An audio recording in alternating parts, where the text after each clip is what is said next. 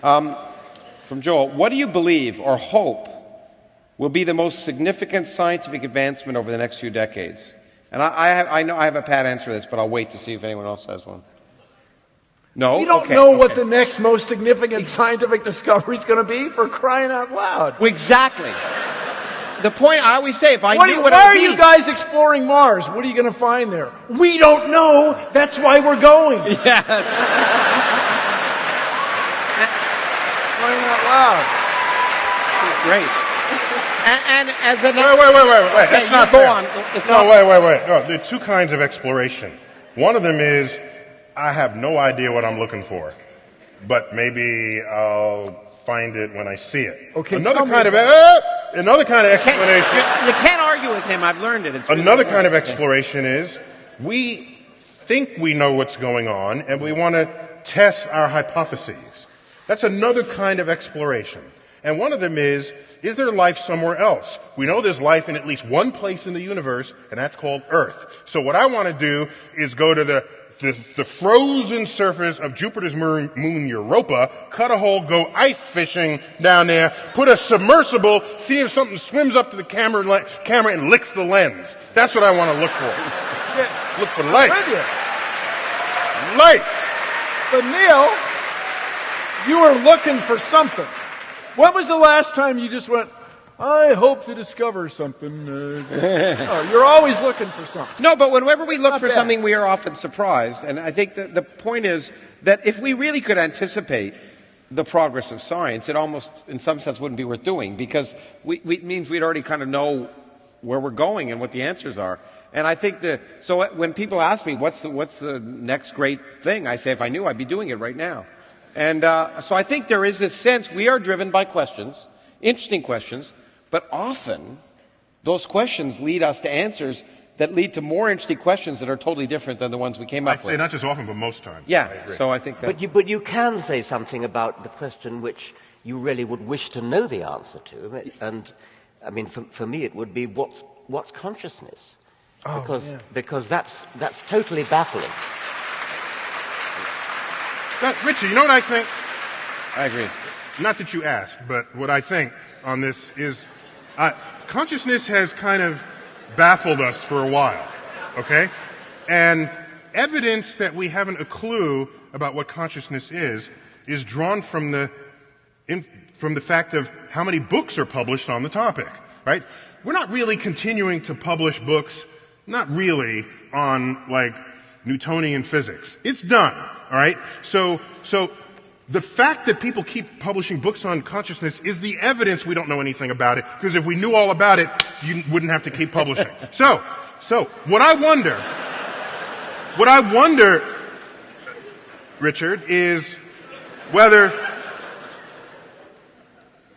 there really is no such thing as consciousness at all, and that there's some other understanding of the functioning of the human brain that renders that question obsolete. To that, I've got to say, oh, wow.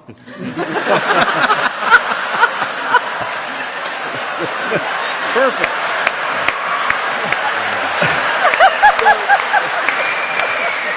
Okay. And am I thinking, or am I just thinking that I'm thinking? Wow. Will you stop with that? Richard. We went decades not understanding the precession of Mercury. It was this big mystery, and we invented solutions to it, like a mysterious planet Vulcan tugging on it such that its perihelion precessed. And that wasn't the explanation at all. It was obviously general relativity, another thing, not the original question we were asking. So you say you want to know what consciousness is. Maybe that's not even the right question. How about this? What's the nature of consciousness? Excellent. Okay, let's move on.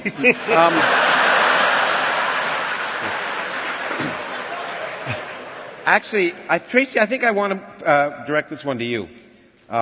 Who's you? To Tracy. That's not Neil. I'll be happy. Okay. Okay, it says here, Science has recently become somewhat trendy, popping up in the show The Big Bang Theory or in I Beep Loving Science on Facebook. She's here. She's here. I know she's here. Okay. Often the focus is not actually on the science, but making entertainment out of science. Is this ultimately good for science, do you think? So I think you have a perspective on that. I do. I don't think when it's done well, it's diminishing the science or the scientists for that matter. I think that what is really spectacular is when you can take high-level science and apply storytelling and all kinds of things that we know help people learn about a subject. I mean, we learned in, again, broadcast news. I was with ABC News for many years, and if anyone said, well, we must do that story because it's very, very important, we knew that was just death because, you know, eat your peas journalism or eat your peas writing, you know, you must know this because it's important is just, it's never going to light a fire in people's imaginations, children or adults. So I don't think it's turning, you know, entertainment is not a bad word as long as you continue to preserve and communicate the real stuff, the real science. And that's the philosophy we apply to this. We didn't want to do, nod to science and then go off and tap dance. I mean, it was really engaging with the material, but recognizing that sometimes this stuff is really hard. And you need to write it well, act it well, and produce it well. And I have to say, you do a great job of producing. I think you really do.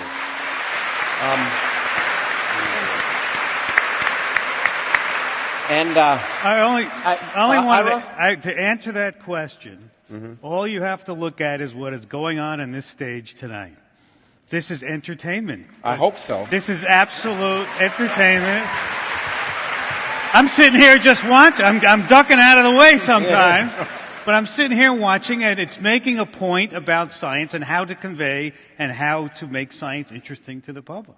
You're getting into these. I agree. This is how to do it. I think fun and entertainment are overrated. That's because you're British. That's because you're British. No. It's okay.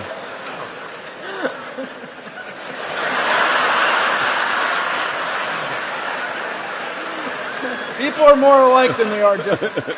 Science is hard, but it's worth it. It's fascinating. It's enthralling.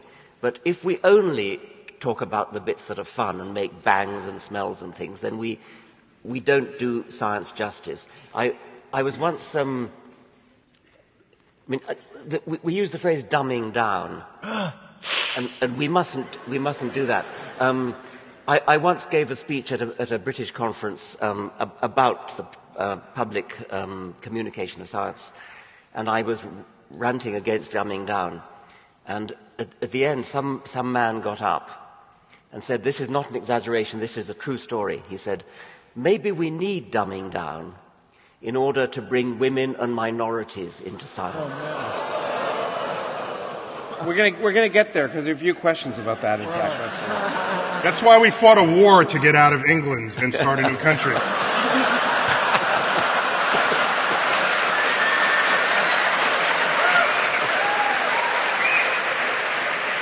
I have to say, he was booed in the original. Okay. Yeah, okay, good, absolutely.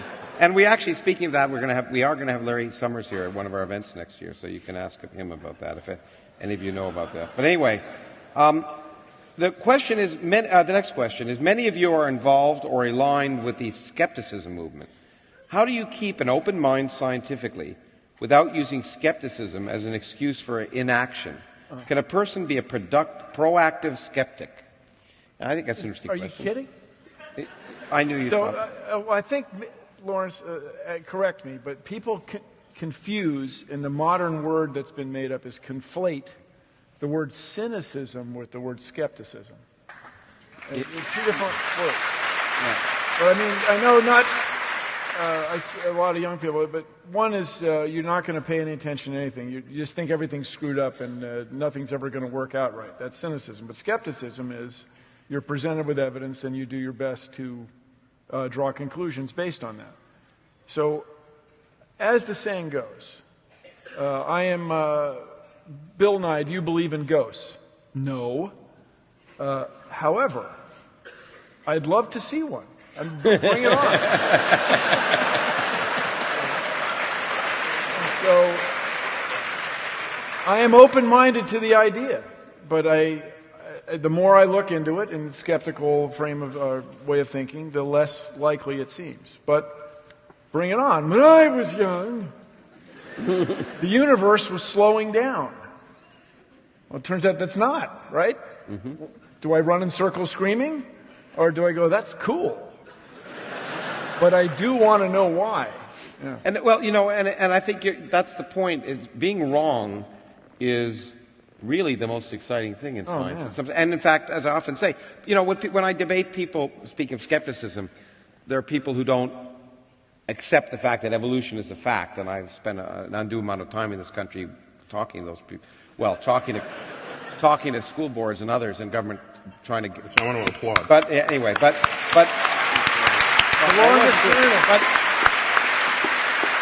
But there's this illusion that we somehow have this pact that we shake hands when we get our PhD.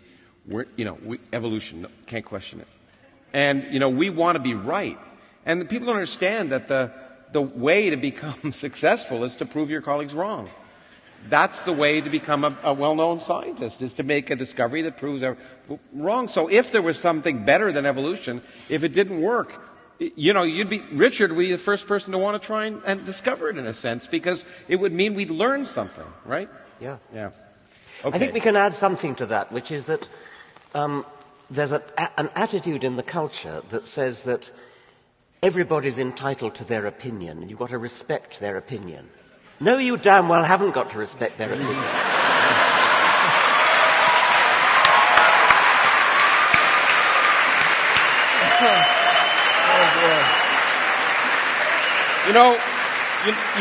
That's a great segue because there's an opinion of Neil's that I don't like, and really, boy, knock me over with a feather. Actually, he's going to say it's not an opinion, but let me jump to this question. Bring it on. Yeah, I figure.